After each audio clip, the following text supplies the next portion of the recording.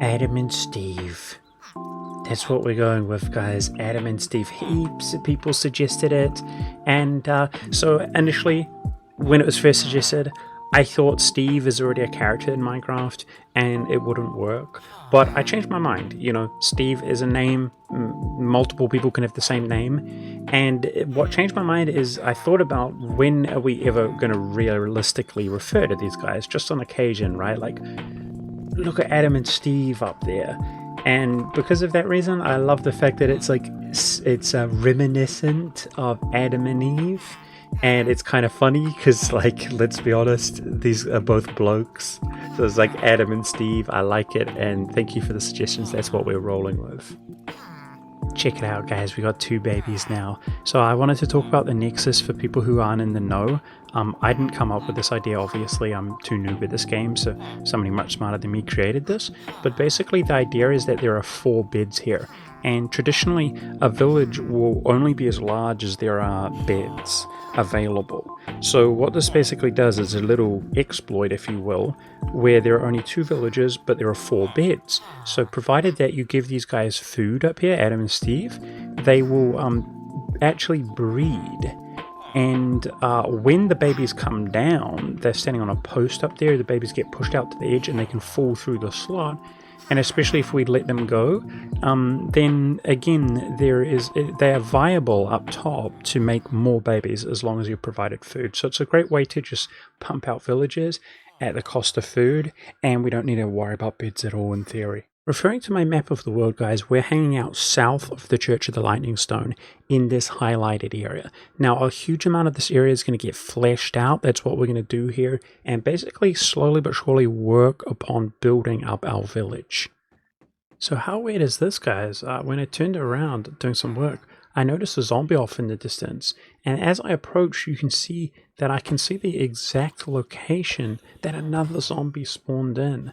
As so many of the surrounding blocks are spawn proof, when there is a spawnable location, it's quite likely for a mob to spawn there.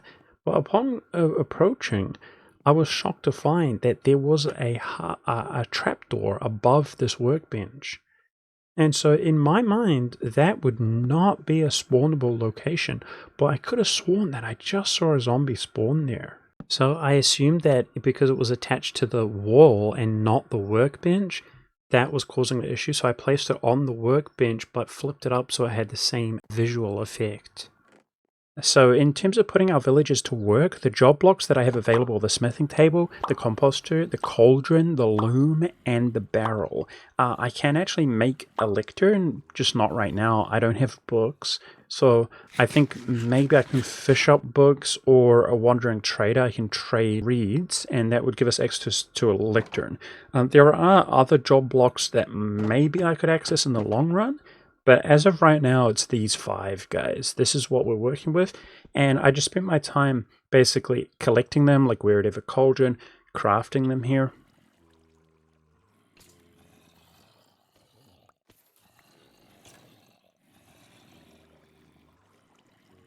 I put some of the villagers into boats and stuff, guys, to keep them a little bit controlled. I don't want them knocking me off or themselves off of the edge into the void. So at this stage, I was just putting down the job blocks to kind of refamiliarize myself with the trades and see what's going to be a good option to actually get some emeralds going and so on. And I began to tweak the Nexus a little bit because I didn't want the wandering traders to walk up it. And I actually saw our first iron golem. Check it out, guys. I've got an iron golem here. It spawned in, and let's kill this guy.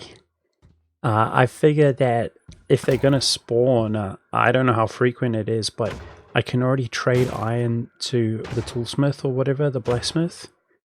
And even if it's slow, the occasional golem, let's get their iron. We'll definitely be making a farm in the future. Damn. Wooden tools suck. Woohoo! 5 iron! Let's talk trading, guys. My first trade ever was trading with the leather worker, with the leather that I had obtained from the llamas and from foxes' mouths, for 4 additional emeralds, bringing the 4 that I had accumulated from foxes up to a total of 8. Otherwise, it was looking like carrots were the way to go, as carrots are completely sustainable for me. I can take the bone meal that I can access from the mob farmer and renew those carrots, farm them on my one dirt block, and do trading for emeralds. So I obtained more emeralds from carrots and carrots and carrots again, and I started thinking about other options, guys. I wanted to create a small little area, at least just to get started, for each one of our types of villages. And so I thought about the leather worker and the way that I could technically obtain leather by breeding the Peter Rabbit clan. So I worked on a little breeding pen for the rabbits, a little leather working area. And I also made a little pool over here for fishing where the fishermen can hang out. So I did a ton of grinding, guys, grinding potatoes, grinding carrots, grinding resources to trade with the villagers. And finally, I decided it was time that I could also spend some emeralds in order to unlock more trades. And one of the greatest things that I was able to spend on was shares. I could have previously obtained shares if I was willing to use my iron, but that was so rare at that point. Now, I have the ability to use the leaves as a decoration. Alrighty, so I'm totally excited here, guys. I got some bone meal. And leaves, of course. Here we go. Nice. Ooh, this is a way to accumulate a lot of blocks really quickly, and they have some nice properties, these leaves. In theory, mobs can't spawn on them. In our case, we're in the snow biome, and I've learned that the hard way, so certain mobs, like foxes and things, can spawn on the snow layers that occur on top of the leaves. The snow biome's kind of like a love-hate relationship, guys. We need to be in here for obvious reasons. It was absolutely key to our progression, but I'm not going to lie, there's certain things that I don't like about the snow biome. Either way, look at that, 56 leaves. Awesome. And yeah, the durability on the shears does go pretty quickly, but I need to do these shears to progress the level of my traders. So I'm just going to be collecting a bunch of leaves here, and we can do some decorating with them.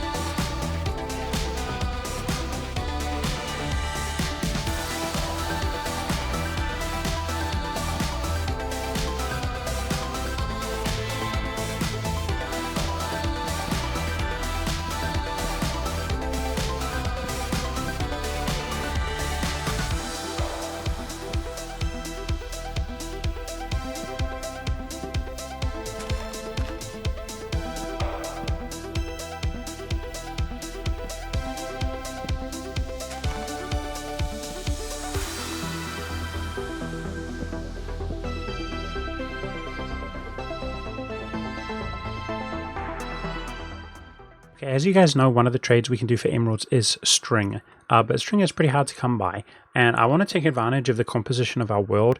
Right here at this spot, the most southern point of my world, I made a little sort of road heading down here just for the looks.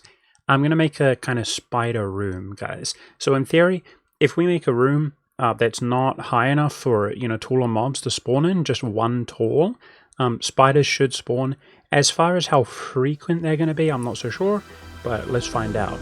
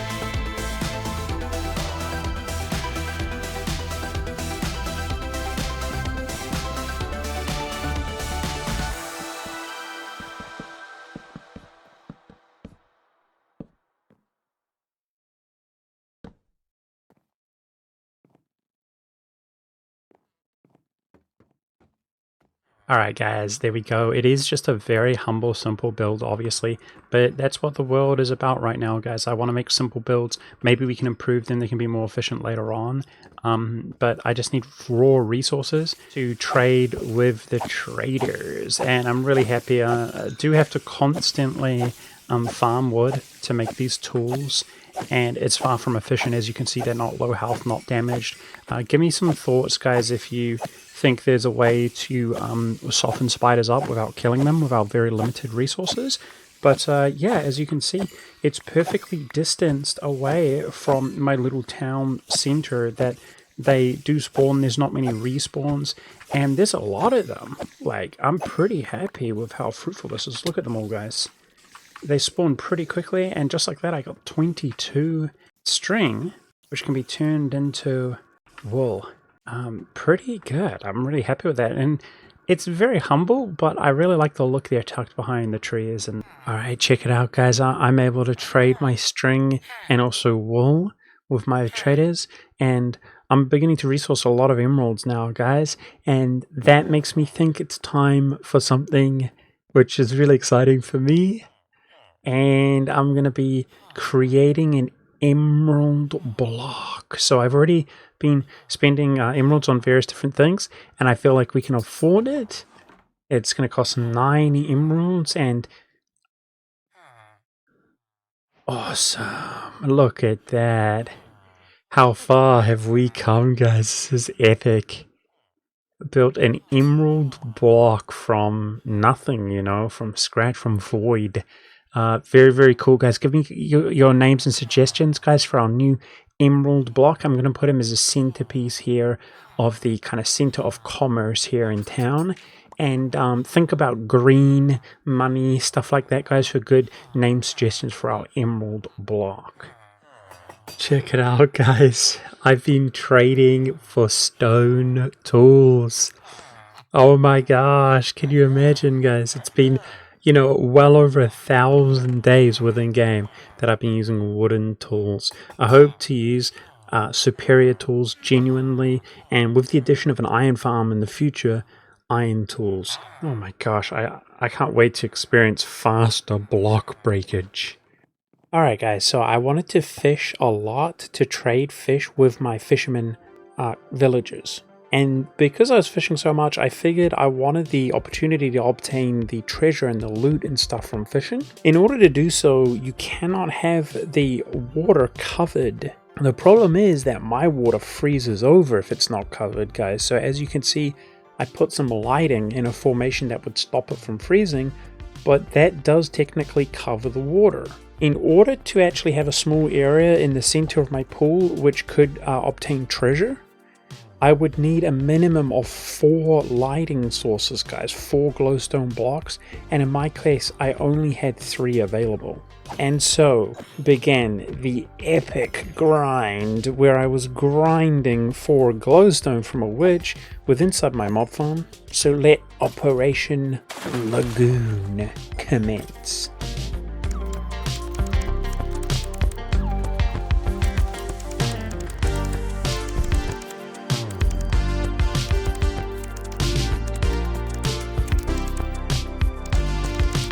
So I ended up grinding my way all the way up to level 142 before obtaining enough dust to create my 4th glowstone. And this is the formation where hypothetically I could obtain treasure if I'm fishing within the 4 central blocks of my fishing pond. And it was pretty cozy, but it wasn't cozy enough.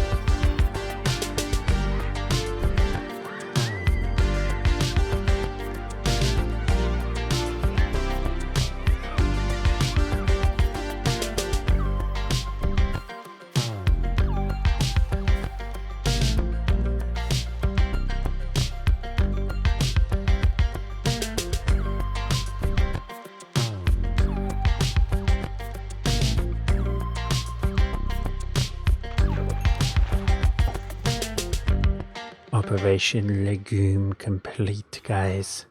I love it. It is cozy overflowing. So over my 1,000 plus days inside of the world, guys, I've had a sort of evolution of food, or not food, so to speak, just eating zombie flesh and stuff, or jumping off, if you guys remember to reset my hunger.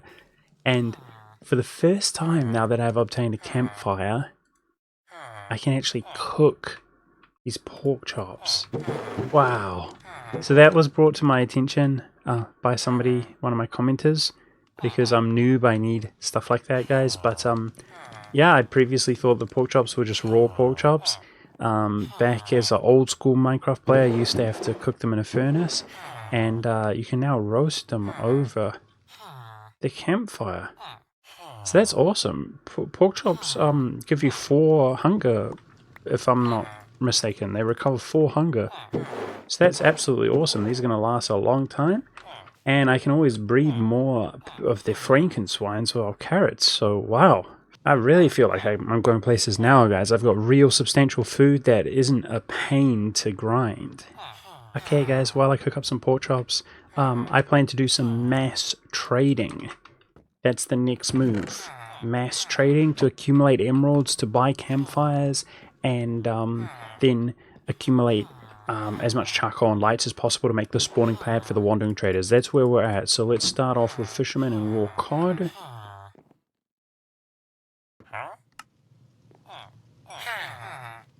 Just getting as many emeralds as we can right now.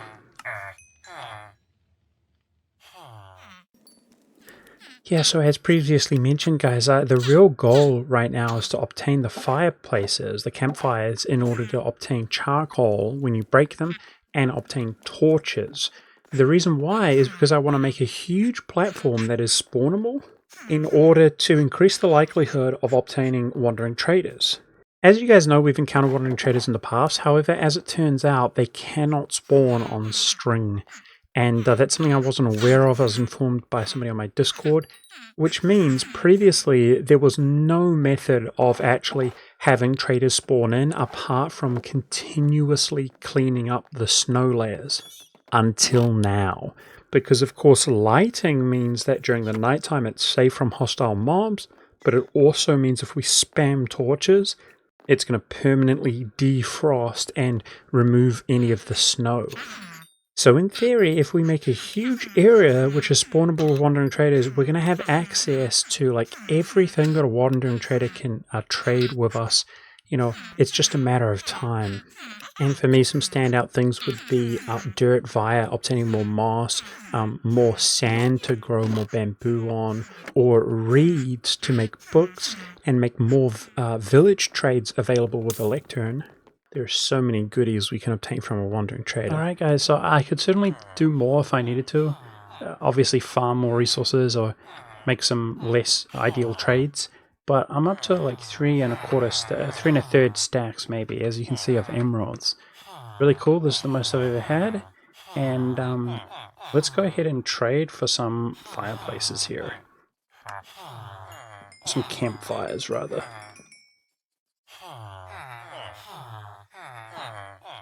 Looks like I'm only going to be able to do a certain amount per day.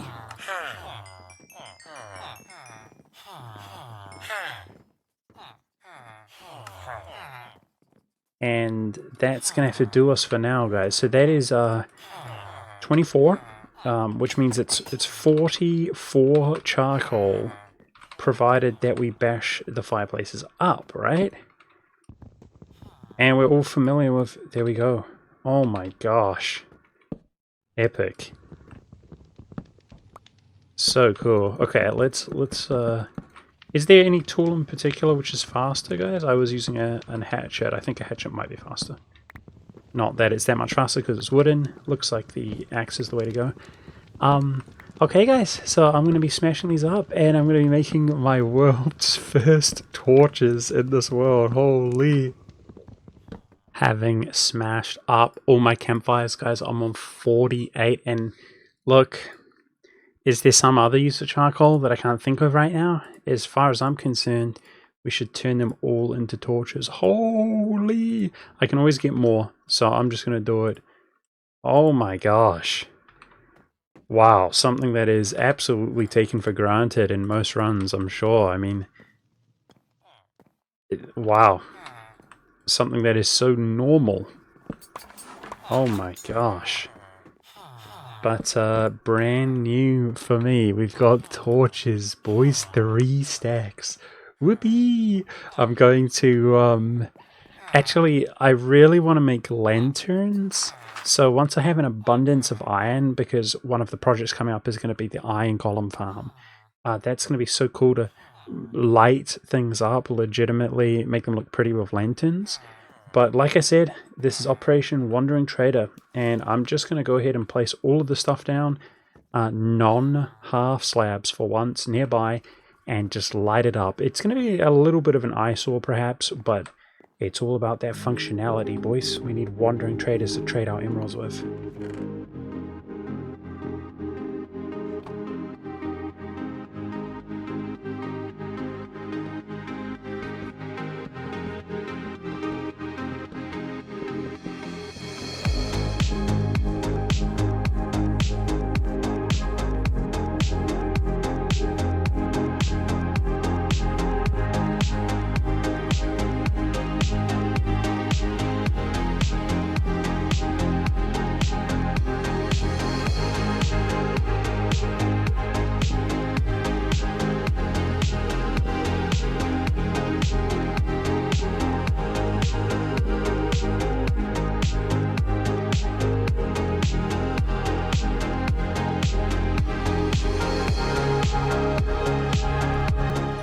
So a really cool side effect of this project is that I'm confident I have isolated an exact slime spawning chunk.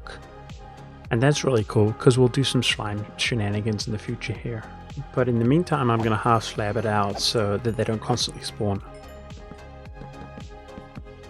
Alright, and then it just came down to spamming down the torches, guys, although I did want to cover the area in the most efficient manner possible. It was a little bit complicated, actually, to try to get it kind of perfect, but I figured it out, and just a ton of torches being put down, obviously. So the real question is, how quickly is a wandering trader going to spawn in the area like this? And as it turns out, pretty fast. Look what we have here, guys. It's been no time at all. It's been literally like 2 days since I've created this sort of area. And check it out, a wandering trader. So I just hope that's a sign of things to come, that they're going to be really common. But let's check out what we have. It's been a long time since I've seen a trader in my world. And nothing majorly significant, I can tell right off the bat. But I will be taking the pointed dripstone. That's definitely something we could use in the future, and I think that's something that grows. It's renewable, isn't it, guys? If we get some, we can get more of that in the future. But yeah, I would consider this spawning area a success, guys. The idea is to just work nearby, and hopefully we see the occasional trader and just get those goodies. Yes, the hustle and bustle of inner city life, guys. Don't mind me.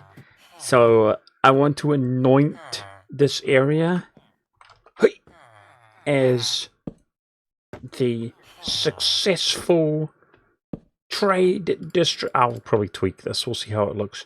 Trade district, or something like that. With the green emerald of affluence. Let's go. Work in progress, guys. But yeah, we're gonna put him up there as a symbol.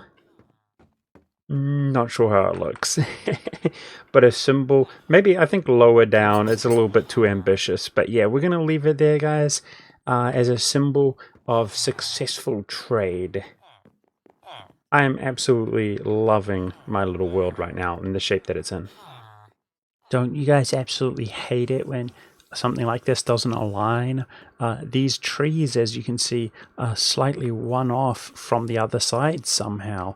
And in order to fix that, I'd have to go all the way down redoing that. So I'm definitely not going to do that anytime soon. But actually, for once, somehow, I kind of actually like it, guys. That's what I've decided. Tell me what you think. I think it's because of the inconsistency with the tree as well, that it's sort of offset. It actually looks pretty nice. Either way, the spider house here, the spider room, is not actually intended to look pretty. But with that in mind, I do think it looks pretty cool. I like it. I'm really happy. And I just wanted to give you guys a little bit of perspective here as we end out the episode. So that's it, guys. Thank you so much for watching. I appreciate you. And I hope you enjoyed, and I hope to see you in another video.